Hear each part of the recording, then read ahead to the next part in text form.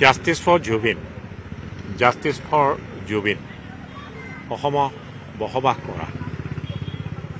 প্ৰতিজন নাগৰিকে তাকেই বিচাৰিছে আজিৰ তাৰিখত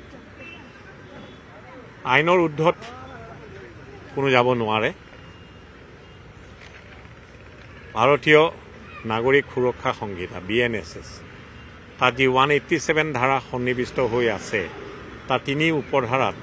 লিপিবদ্ধ আকাৰত আছে যেনে এনে গোচৰবিলাকত য'ত 103 BNS ধাৰাটো সন্নিৱিষ্ট হৈ আছে এনে গোচৰবিলাকত যিসকল ব্যক্তিক গ্ৰেপ্তাৰ কৰিছে গ্ৰেপ্তাৰ কৰাৰ দিনৰে পৰা 90 দিনৰ ভিতৰত যদি চাৰ্জশ্বিট আৰক্ষীয়ে দাখিল নকৰে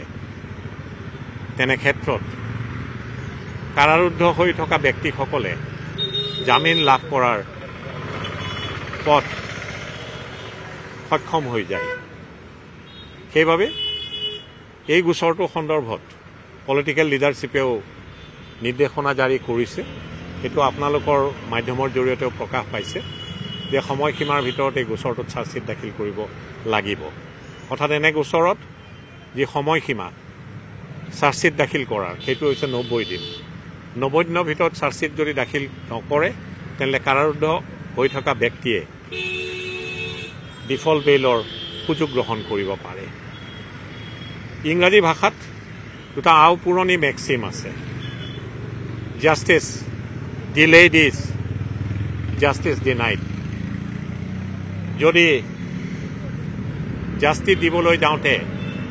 দীঘলীয়া সময়সীমা লাগে তেতিয়াহ'লে নিশ্চিতভাৱে সমল হেৰাই যোৱাৰ সম্ভাৱনা থাকে একেদৰে আৰু এটা মেক্সিম আছে justice hurried is justice buried যদি জাষ্টিছ দিবলৈ যাওঁতে আৰক্ষীয়ে তদন্ত প্ৰক্ৰিয়া খৰকটীয়া কৰে তেতিয়াহ'লেও সমল আহৰণ কৰাত আৰক্ষী সক্ষম হৈ নুঠিব পাৰে তেতিয়াহ'লে এখন সাৱলীল চাৰ্জশ্বিট দাখিল কৰাত আৰক্ষী ব্যৰ্থ হ'ব পাৰে তেনে ক্ষেত্ৰত আদালতত চাৰ্জশ্বিট দাখিল কৰিলেও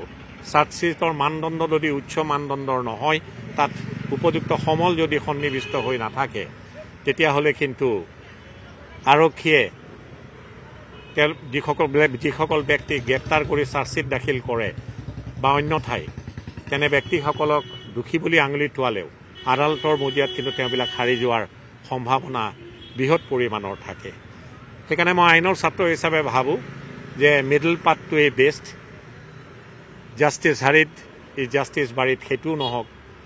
জাষ্টিছ ডিলেইড বা যিটো ফকৰা যোজনা মই আওৰালোঁ দুইটাৰ মধ্যপন্থাটোৱে সম্পূৰ্ণ আজিৰ তাৰিখত সাৱলীল হ'ব বুলি মই ভাবোঁ আৰু আৰক্ষীয়ে ইতিমধ্যেই কালি যিখন আৰক্ষীয়ে SITৰ যিখন প্ৰেছ কনফাৰেন্স আছিল তাত স্পষ্টভাৱে কৈছে যে সময়সীমাৰ ভিতৰত চাৰ্জশ্বিট দাখিল কৰিব অৰ্থাৎ সেই সময়সীমাটো আইনত যিটো লিপিবদ্ধ আকাৰত আছে ধাৰাটো হৈছে ছেকশ্যন 187 BNSS তাৰ এই সময়সীমাটো হৈছে 90 দিন পুনৰবাৰ দোহাৰিলোঁ খুব খৰখেদা কৰিলেও সমল আহৰণ কৰাত আৰক্ষী ব্যৰ্থ হ'ব পাৰে আৰু খুব যদি দীঘলীয়া কৰে তেতিয়াহ'লেও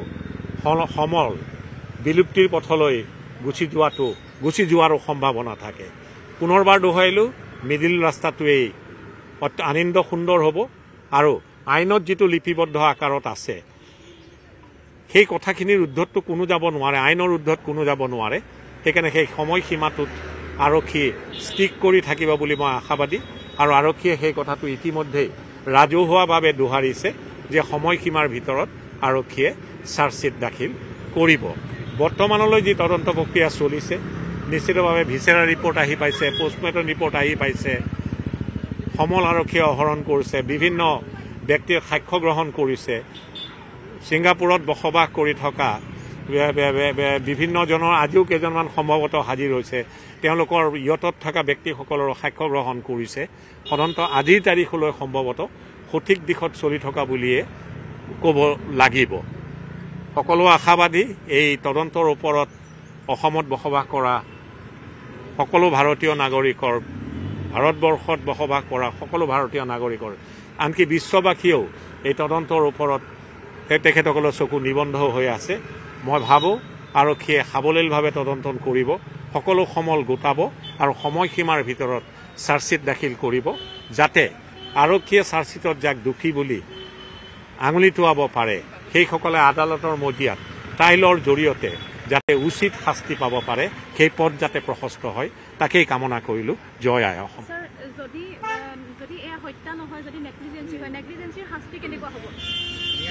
এই প্ৰশ্নটোৰ উত্তৰ দিয়াৰ পৰা মই এইবাবেই বিৰত থাকিলোঁ।